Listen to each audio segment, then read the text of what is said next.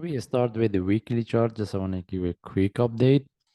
And from what we can see here, it has a similar movement like a Bitcoin. That means it depends on the movement of the Bitcoin because of this correction.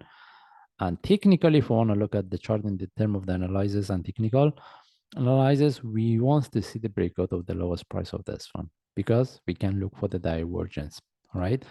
If we want to look for the reversal as a long term, but I don't think even if the price reverse from here, I don't think this is the one is going to tag or break the all-time high. That's mean we can expect the price to consolidate here for a really long time. Okay.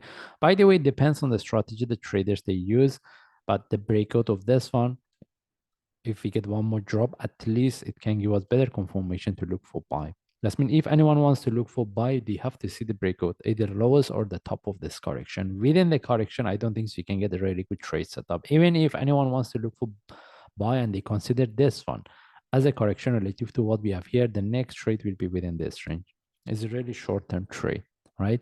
But if the price could break, following by divergence weekly and the daily chart, it can give us better trade setup. By the way, for me, I'm not really interested to look for buy within the correction. I prefer to wait to see the breakout of the correction before I take the trade. And even if we move to lower time frame, we don't see a really good trade setup.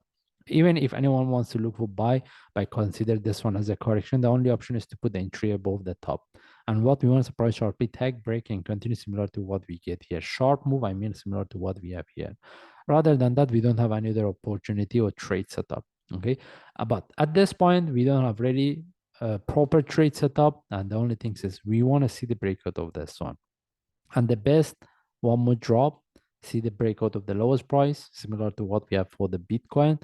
Then from there, we take the trade. Anyway, we just follow the chart. If I see any trade setup that can give us a confirmation for the reversal, then I will update. Thanks.